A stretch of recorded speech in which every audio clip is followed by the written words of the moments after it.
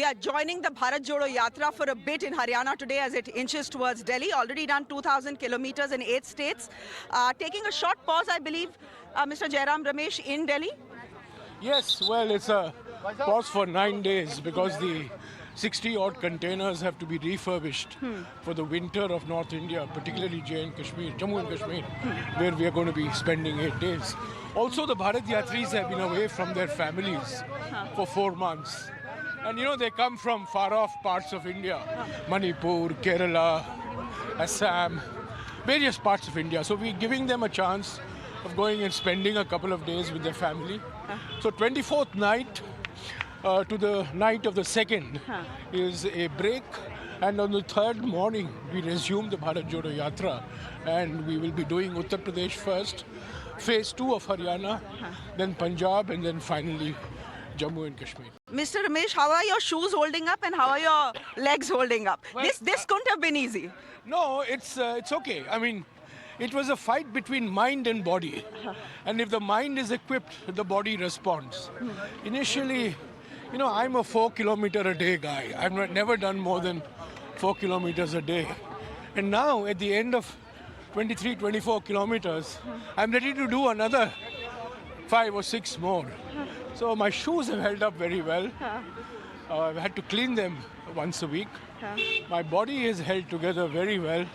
I was thinking that at the end of the Bharat Jodo Yatra, I'll have to do a Jairam Jodo Yatra with all my various parts of the body floating around. But so far, so good. So far, so good? But I think, you know, the real lesson for me is it's the mind versus the body. If the mind is made up, then I think the body will respond. And collectively, the Yatris must have lost some 500, 600 kgs? No, I think the other reason why I, for example, even at the age of 68, have been able to do so much walking is because of the collective walking. Yeah. You know, when you walk in a group, when you're singing, when you're, you know, shouting slogans, you know, there is a certain momentum. And when you're walking with 100 people, 200 people, you don't feel the distance. So if I was walking alone, I wouldn't have been able to do more than 5-6 kilometers. But because I'm walking with the Sevadal volunteers, it's been a very easy task. It's not been very difficult for me at all in these past 105 days. In fact, it's the energy of the crowd that usually keeps people moving. No, That's absolutely. Yeah. It's contagious. It's the energy of the walkers with you, the group with you, the collective walk, plus the energy of the crowds. It's a nasha. You know, you get the nasha, you get the intoxication of the crowd, the intoxication of walking in a group. Mr. Ramesh, from the physical to the political now, you've already seen Dr. Mansukh Mandaviya's letter to Rahul Gandhi to say, in national interest, stop the Bharat Jodo Yatra because there is a COVID surge in China and you never know what's coming in India. Don't become a super spreader. This is politics at its lowest. You know, the Prime Minister, basically, people who are afraid intimidate and spread fear. And I'm afraid what Mr. Mandaviya has done is use a letter sent to him by a couple of BJP MPs like PP Chaudhary, who have been rattled by the enormous success of the Bharat Jodo Yatra in Rajasthan. And they have written to Mandaviya, raising 2 points. And Mandaviya then has used that as a pretext of writing to Mr. Gandhi. Now, is there a protocol in place today? Parliament is functioning normally. Masks are not compulsory anywhere, including on flights. So what international flights are normal. So what are we talking about here? Now, this is a government that allowed the Kumbh Mela, if you remember. Yeah, I do. This is a government that did Namaste Trump and spread COVID. And this is a government that in March 2020 refused to impose a lockdown in spite of repeated demands from the opposition in both houses of parliament because they were busy toppling the Madhya Pradesh government. And when the Kamal Nath government fell, they imposed a lockdown. So Mandaviya's letter, you know, we should not politicize public health. It's a very serious issue. It requires a collective will. Every Bharat Yatri is triple vaccinated. Got double vaccination. with either Covishield or Covaxin. They've got a booster dose, so they're fully protected. So I fail to understand. I think what has happened is the Bharat Jodo Yatra is coming to Delhi. It has had a phenomenal success in the BJP ruled states, Karnataka, Maharashtra, Madhya Pradesh, Rajasthan, and now it's going to come to Delhi. And I think the Prime Minister and his advisors are rattled. They're nervous. And they're using this COVID as a pretext to derail the Bharat Jodo Yatra. Mr. Ramesh, can I ask you this then? It's called the Bharat Jodo Yatra. Yeah. Many people will say, what is fractured about India? What is broken about India that you needed to take out this long yatra to fix it back? India is fracturing in three directions. India is fracturing because of growing economic inequalities. India is fracturing because of growing social polarization. And India is fracturing because of political authoritarianism. And this is the direct consequence of the personality and the policies of Mr. Narendra Modi. So India is fracturing. There is a Bharat Todo going on, and which has prompted the Congress party to mount a Bharat Jodo. We wouldn't have done Bharat Jodo if Bharat was not being todoed. And Bharat is being todoed by Mr. Modi's personality, by his policies, by his programs, which are leading to growing economic inequalities, which are leading to increased social polarization, and which are resulting in a complete neglect of the constitution, weakening of constitutional institutions and bodies, and growing there's an undeclared emergency in the country today. Mr. Ramesh, the BJP says that this is a non-event, that here is a prince who has abdicated his responsibility and then gone off on this long stroll. Well, they're right. It's a non-event because it's not an event. The Prime Minister is the world's greatest event manager. The Bharat Jodo Yatra is not an event. It's a movement. It's a long process of rescuing, repairing, rejuvenating Indian democracy at its best. It's a journey for rediscovering the highest and noblest values of public service and politics. So it's not an event Narendra Modi style where you change your dress 4 times a day or 5 times a day. This is a Desh Badlo Abhiyan, not a Vesh Badlo Abhiyan. So the Prime Minister, by the Prime Minister standards, this is not an event, it's a movement. And Mr. Gandhi, for the last 105 days, from Kanyakumari, has been walking 23, 24 kilometers a day, listening to people, not giving sermons and lectures, not giving his Man Ki Baat, but actually listening to Janta Ki Chinta, which the Prime Minister probably has never done in his life. But what has the yatra achieved politically for the Congress party? Do you think it will reap dividends in 2024? Is that what it is aimed at? No, this is not a Chunav Jito Yatra. This is not a Chunav Jitao Yatra. It's a political yatra by a political party with political personalities.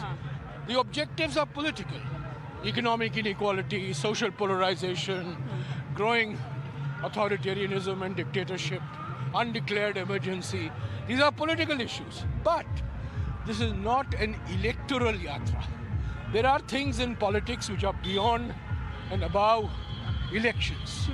We are a political party. We're not an NGO. We're not a band of sannyasis, right? Fake or real. But the fact is that one of the direct consequences of this Bharat Jodo Yatra has been a new spirit in the Congress party, a new life in the Congress party, Sanjeevani, so to speak. So you see Congress cadres, Congress workers at the block level, at the district level, at the state level, coming out, getting involved with the Bharat Jodo Yatra in different ways. So this has been, in my view, I would describe this yatra as a connectivity yatra for Mr. Rahul Gandhi and a collective activity yatra for the Congress party. But it does sound like a protest yatra as well against the BJP and Prime Minister Modi, because every time Rahul Gandhi speaks, he has something not very nice to say about Mr. Modi. Because there's nothing nice to say about them.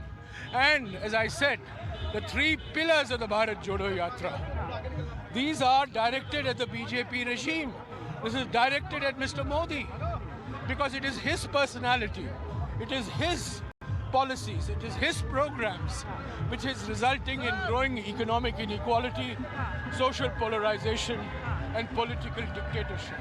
Yes, it is a protest against the Prime Minister and his divisive personality, his divisive policies, his divisive brand of politics, which is tearing the social, economic, and political fabric of India apart. Yes, it is absolutely. I make no bones about it. Can I ask you why the yatra didn't stop by in Himachal Pradesh? There was an election. It's an election that the Congress party won, so congratulations. But as someone who's the face of the Congress party, wasn't it prudent for Rahul Gandhi to show up there, sir? We started the yatra on the 7th of September from Kanyakumari.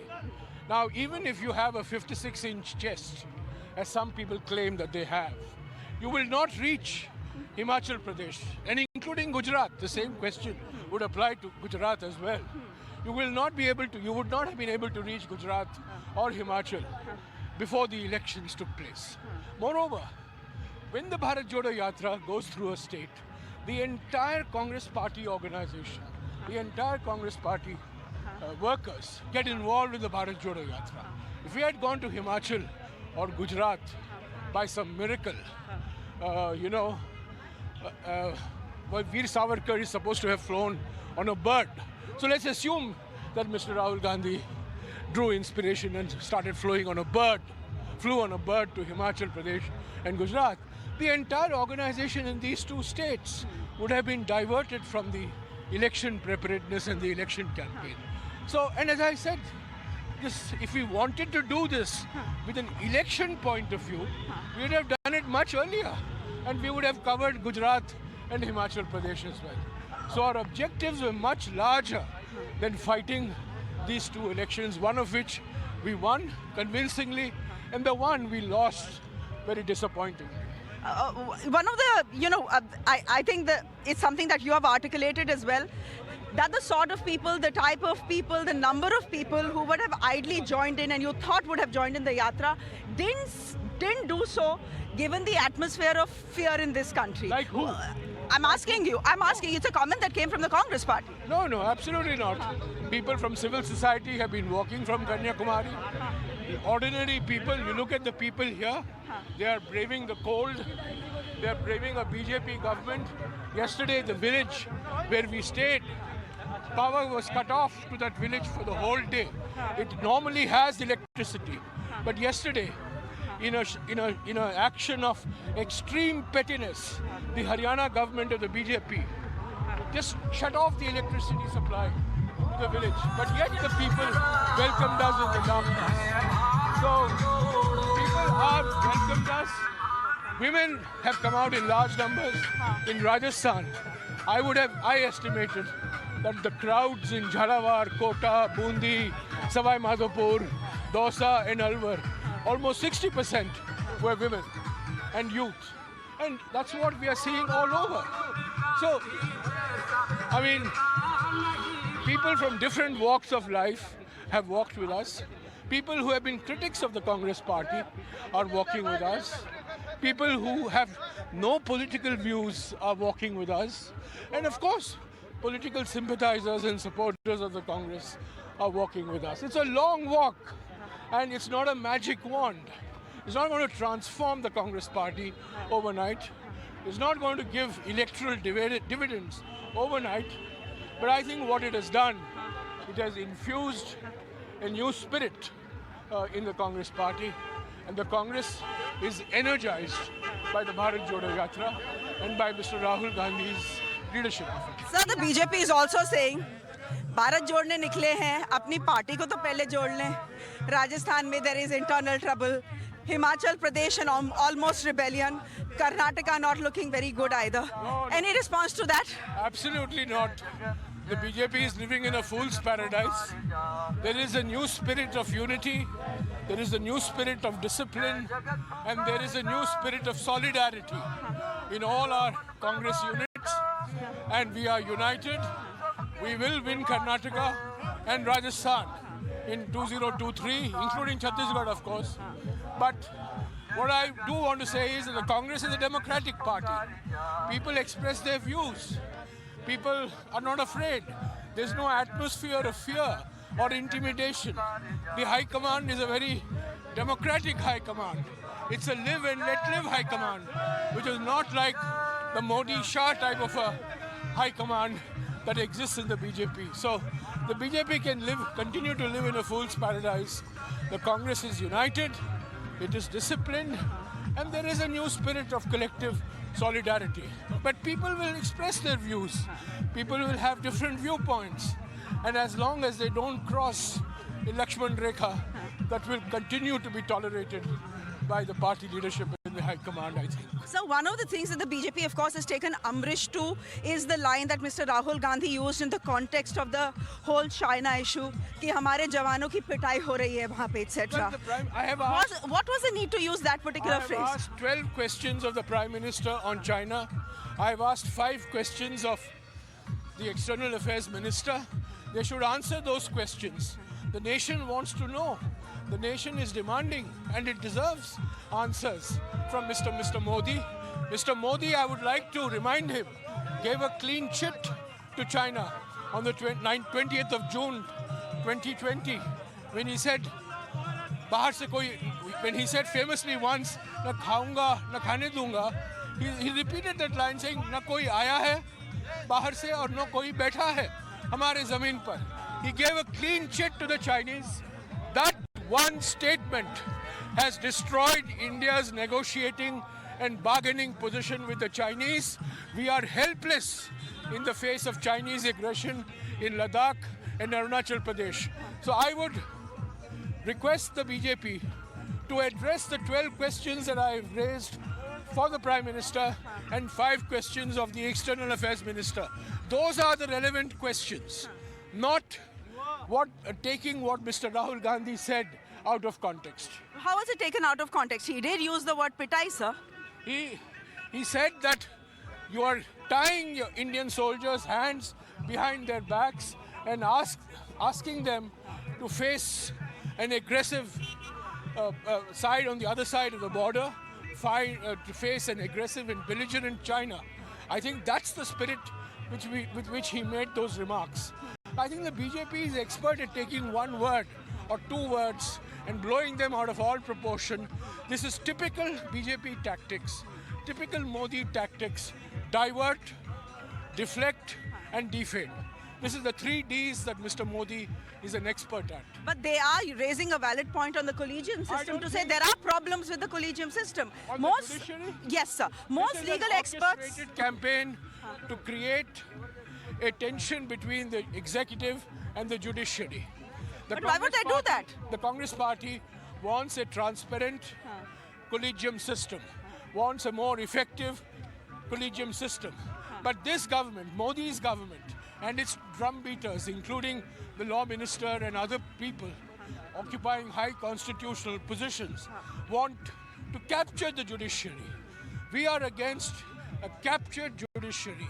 And I think to prevent the last bastion of democracy from falling into the hands of Mr. Modi and Mr. Shah and their drumbeaters, we must strengthen the collegium system. We must make it more effective, make it more transparent, and certainly not give a government the final say in matters relating to the appointments in the judiciary. This is a deliberate campaign to intimidate and frighten the judiciary. So my last question, we've already done, I think, 8 to 9 kilometers with you, and this is a tough hike, as it were. But for you, what have been the big learnings for the Congress party? What have been the big learnings in the last 106 days, sir? The biggest learning for me is that I'm capable of walking 23, 24 kilometers a day and not fall apart. For me, that's at the age of 68. That's a great learning. I've exceeded the life expectancy of an average Indian male. I'm in the orbit of mortality. And in this orbit, it's good to have the self-realization that you can walk 24 kilometers and still be healthy and still want to walk more. So that's been a great, tremendous self-realization for me. Many of the places that I've walked through, I've been here before. For example, Nu, I've come here before, but I've come as minister. So that's a different context in a different way. But walking, seeing various sites, talking to different people, getting a smell of the tremendous diversity of India, the social diversity, the linguistic diversity, the culinary diversity, of course the religious diversity. It's always an enriching experience. Okay. You know, this is the real philosophy of the Bharat Jodo Yatra is not just unity in diversity, but it is to strengthen the message of unity through diversity. अगर हम अनेकताओं को सम्मान देंगे, अगर हम अनेकताओं का जश्न मनाएंगे, तब हमारी एकता मजबूत होगी. जब हम अनेकताओं को दबाएंगे, तो हमारी एकता कमजोर होती है. That's the message of the Congress Party. It's not of the Bharat Jodo Yatra. It's not just unity in diversity, which our founding fathers spoke about, but now it has become unity through diversity. Diversity is a source of strength for India, but unfortunately, the BJP is using diversity that has defined us. They're using it to divide us. Has it recast Rahul Gandhi as well? Because the image that was created is, you know, Pappu, which is a word I don't like to use, but the BJP uses it very frequently, that here's a reluctant politician, etc., thrust into this responsibility by his family. Of course, there have been some nasty things said, that his entire look is like Saddam Hussein, etc. I'll leave that aside. But what has it done to Mr. Rahul? Has it recast him as a politician? I think the real Rahul Gandhi has come out.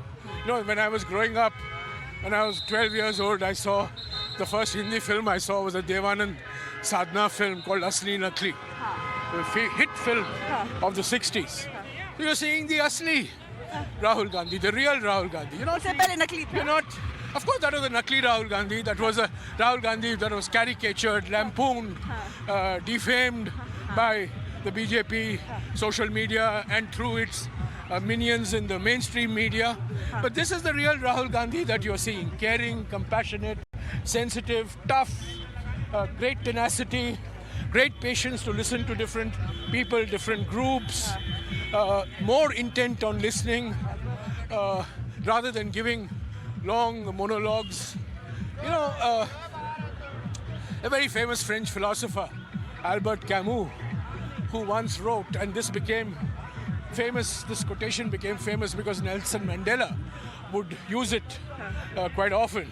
And Camus wrote in one of his books, in the context of leadership, he said, don't walk in front of me, I will not follow. Don't walk behind me, I will not lead. Walk with me, and we will walk together towards a collective destination. I think that epitomizes Mr. Rahul Gandhi in the Bharat Jodo Yatra. Mr. Jairam Ramesh, thank you very much for speaking to us here on Mirana. It was a pleasure. Thank you. Thank you. Good to meet.